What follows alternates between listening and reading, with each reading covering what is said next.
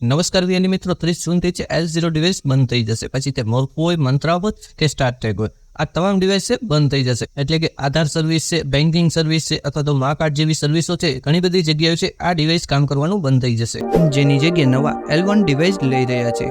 આ L1 device સૌથી સસ્તા CSE ગ્રામીણ સ્ટોર પર મળે છે. તો આ ડિવાઇસ છે ઓનલાઈન કઈ રીતે ઓર્ડર કરવા તેની માહિતી જાણવી હોય તો વિડીયોના અંત સુધી જોડાયેલા રહેજો.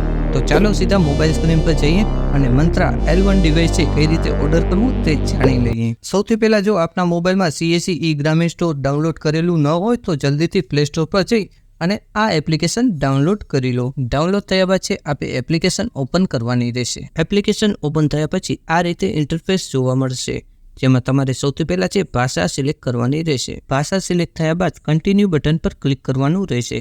કન્ટિન્યુ બટન પર ક્લિક કર્યા પછી તમે લોગિન પેજ પર આવી જશો, જેમાં તમારે તમારા મોબાઈલ નંબર અને પાસવર્ડ નાખવાના રહેશે. જો તમે પહેલી વખત આ સ્ટોર પર લોગિન કરો છો તો તમારે પહેલાં તમારું ID એકાઉન્ટ બનાવવું પડશે અથવા તો સીધા PCના માધ્યમથી ડિજિટલ સેવા પોર્ટલ પરથી લોગિન કરી શકો છો. તો ચાલો આપણે લોગિન કરી આગળની પ્રોસેસ જાણી લઈએ. લોગિન થયા બાદ છે એપ્લિકેશનનું આ રીતે ઇન્ટરફેસ દેખાશે, જેમાં તમને ઉપરની જગ્યાએ 4 ઓપ્શન જોવા મળશે: બાય, ટ્રેક, સેલ અને ડિલિવરી. જેમાંથી આપણે ડિવાઇસ ખરીદવું છે તો બાયના ઓપ્શન પર ક્લિક કરવાનું થશે. ક્લિક કર્યા બાદ છે તમને ઘણી બધી પ્રોડક્ટ દેખાશે. સાથે ઉપરની જગ્યાએ સર્ચ બટન પણ દેખાશે, જેમાં તમારે સર્ચ બટન પર ક્લિક કરવાનું રહેશે. ત્યારબાદ આપણે કેટેગરી સિલેક્ટ કરવાની રહેશે અને સર્ચ બોક્સમાં મંત્રા લખી સબમિટ બટન પર ક્લિક કરવાનું રહેશે. ત્યારબાદ આપણે મંત્રા ડિવાઇસ પર ક્લિક કરવાનું રહેશે, જેમાં તમારે બાય નાવનું ઓપ્શન પણ જોવા મળશે.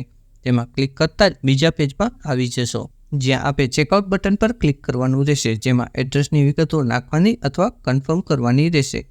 એડ્રેસની વિગતો નાખ્યા બાદ કન્ટિન્યુ બટન પર ક્લિક કરવાનું રહેશે, જેમાં તમને પેમેન્ટના 2 ઓપ્શન જોવા મળશે, એક ઓનલાઈન અને બીજું ઓફલાઈન મોડ એટલે કે ડિલિવરી મોડ. જેમાં આપણે ઓનલાઈન પેમેન્ટ સિલેક્ટ કરવાનું રહેશે. અહીં એક ખાસ વાત જણાવી દઉં કે ડિલિવરી મોડ છે હાલ બંધ હોય, માત્ર ઓનલાઈન પેમેન્ટ સિલેક્ટ કરવાનું રહેશે.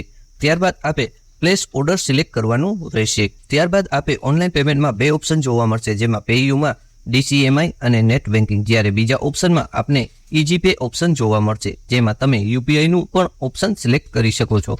હાલ આપણે UPI પેમેન્ટનો ઉપયોગ કરવાના છીએ તો EasyPay સિલેક્ટ કરવાનું રહેશે. સિલેક્ટ થયા બાદ છે આપણે કંઈક આ રીતે ઇન્ટરફેસ દેખાશે, જેમાં આપનું ટ્રાન્ઝેક્શન ID, એમાઉન્ટ વગેરે જેવી માહિતી જોવા મળશે. જેમાં નીચેના ભાગમાં આપણે UPI ID નાખવાનું રહેશે. ત્યારબાદ તેને વેરીફાઈ કરવાનું રહેશે. વેરીફાઈ થયા બાદ છે આપણે 3 ઓપ્શન જોવા મળશે: VPA, QR કોડ અને UPI એપ. હાલ આપણે QR કોડ સિલેક્ટ કરીશું. સિલેક્ટ થયા બાદ છે પે નાઉ પર ક્લિક કરીશું, જેમાં એક QR જનરેટ થશે, જેમાં તમે અન્ય મોબાઈલથી અથવા સ્ક્રીનશોટ લઈ સ્કેન કરી પેમેન્ટ કરી શકો છો. પેમેન્ટ સક્સેસ થયા બાદ છે આપણે થેન્ક યુનો મેસેજ જોવા મળશે.